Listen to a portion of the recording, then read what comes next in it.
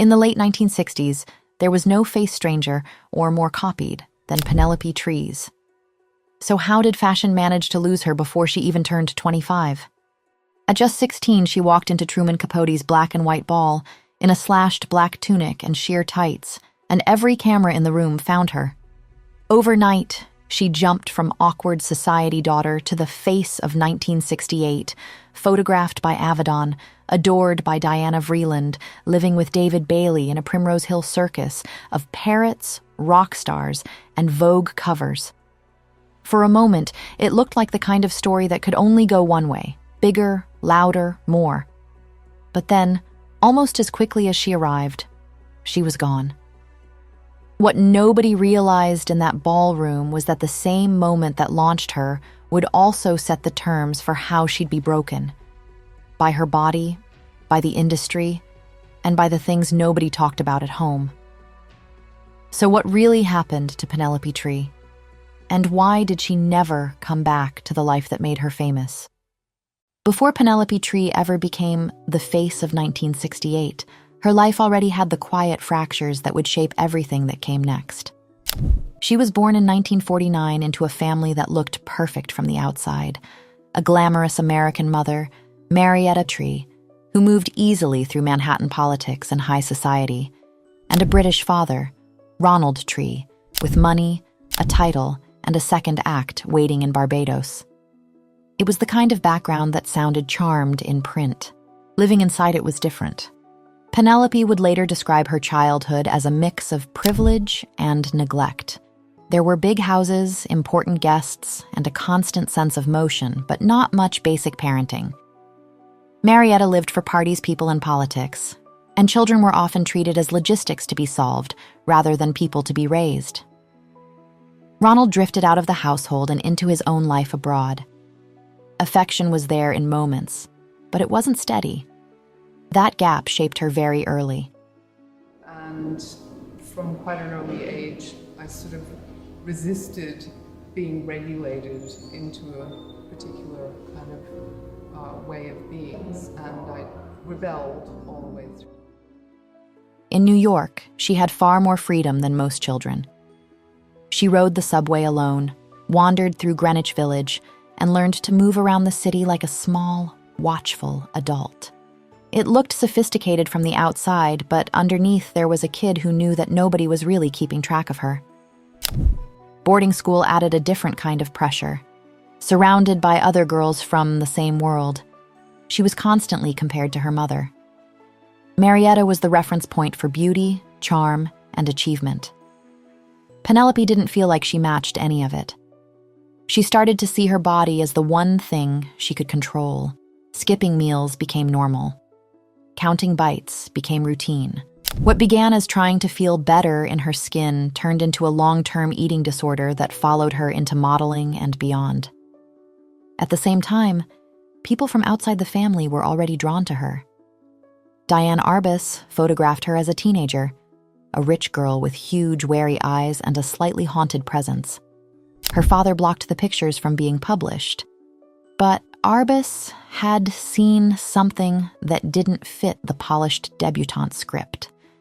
And at one of her mother's lunches, Penelope walked straight up to Truman Capote to tell him she loved his writing. He took her seriously, told her to send him stories, and wrote back with short notes urging her to keep going. By the time she was invited to Truman Capote's black and white ball at 16, Penelope was already carrying 3 things: a body she was quietly fighting, parents who were mostly elsewhere, and a face that artists couldn't stop looking at. The party that would change her life was just the first time the rest of the world finally saw it too. The invitation that changed everything arrived in 1966. Truman Capote decided to throw what he called the party of the century at the Plaza Hotel, a black and white masked ball where every seat was fought over.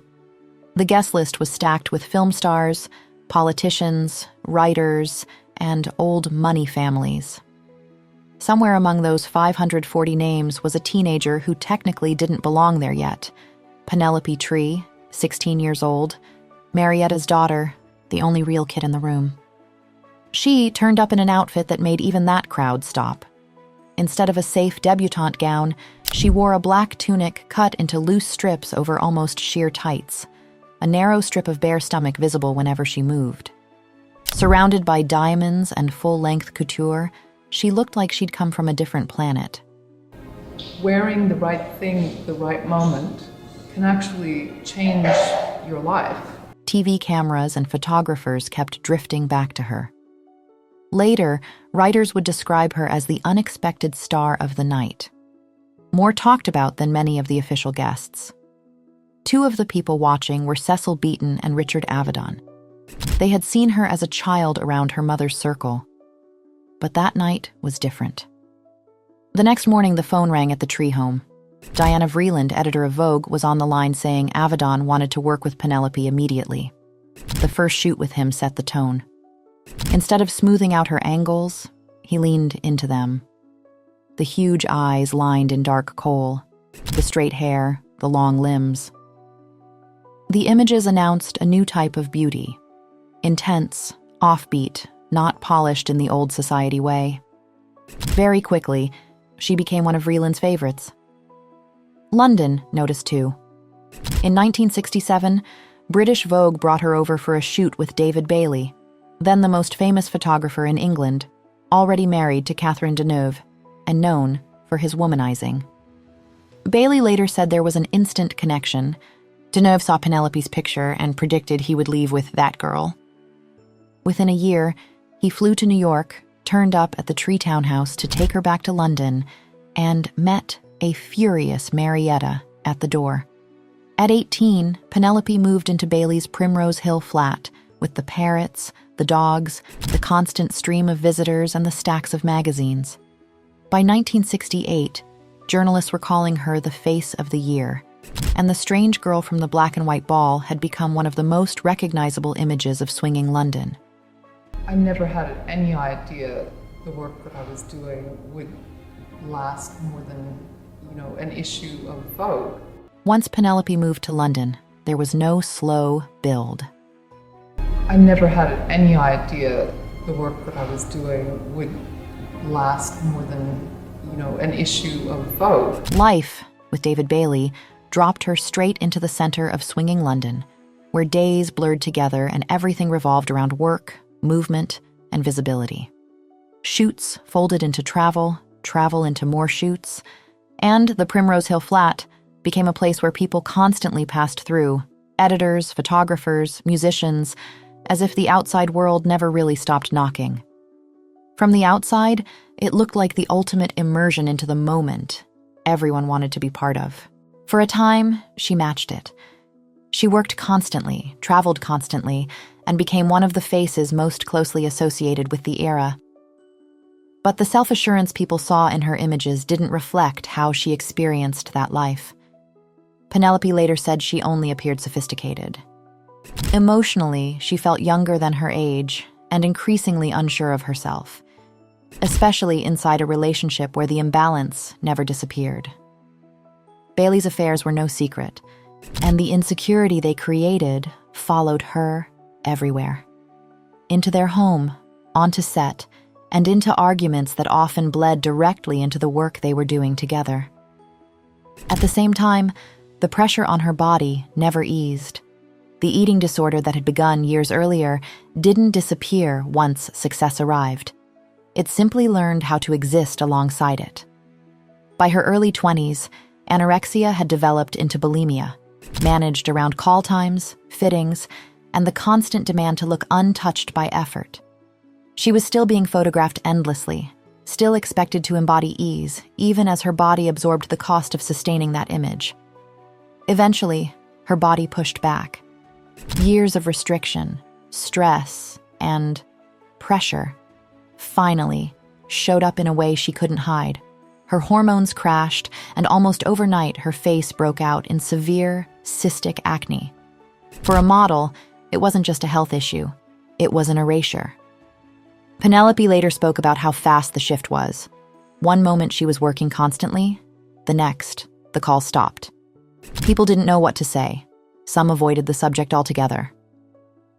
In an industry built on appearance, there was no language for what had happened to her, so it simply moved on, without her. By the early 1970s, the career that had defined her teenage years was already over. Not long after, things slid further. In 1972, she was arrested on a drug charge in London. The tabloids had no interest in context or vulnerability. They treated it as proof that the story was following its expected arc. Another 60s figure undone. Her father stepped in and paid for legal help, and she received a conditional discharge. But whatever was left of her public image fractured again. What had once been fascination had turned into judgment, and there was no way back to where she'd started. By that point, the relationship that had brought her to London was already collapsing. Bailey had emotionally moved on long before he physically left. Years later, Penelope reduced the moment to a single line. "He kind of left me. It's just that I happened to be still in the house." She was barely in her 20s. The work had vanished, the relationship was over, and the life that had once felt inevitable had ended without offering her anything to replace it. By the mid-1970s, Penelope Tree believed her life was over. She was staying with her father in Barbados, her career was gone, and she had no clear idea of what came next. Penelope later described what happened next.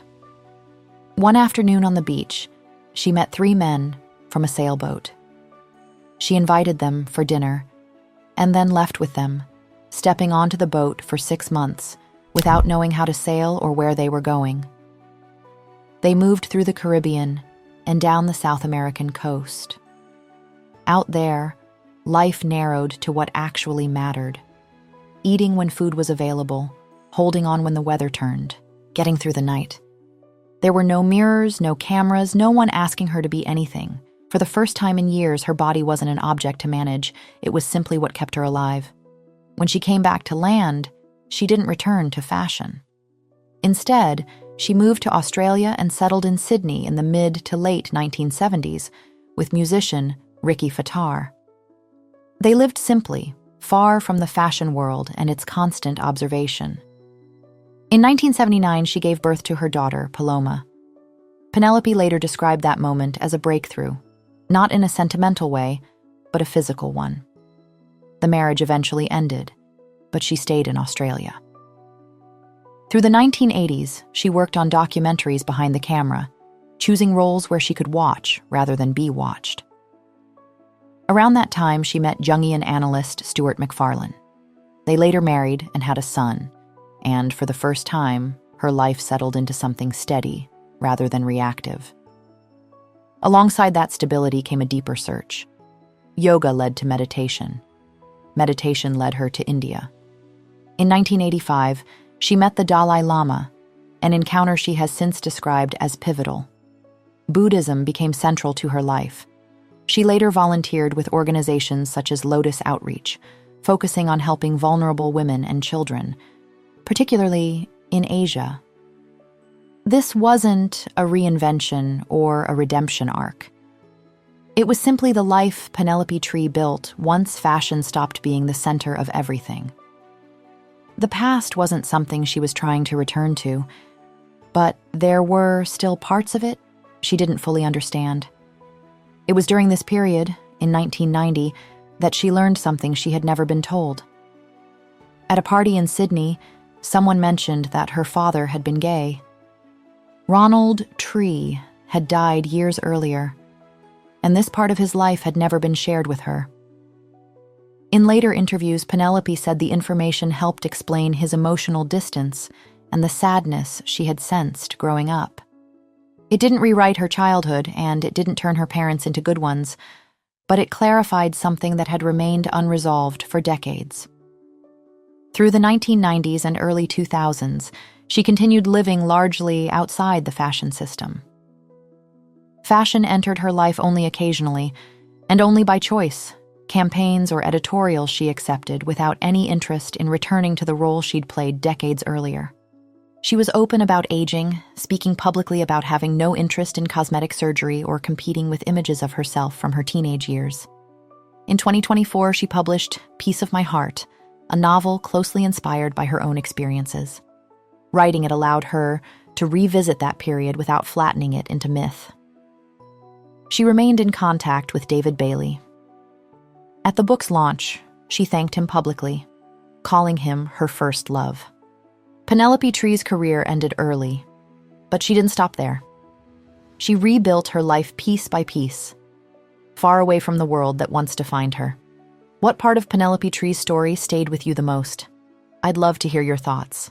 Thank you for watching, and I'll see you in the next one.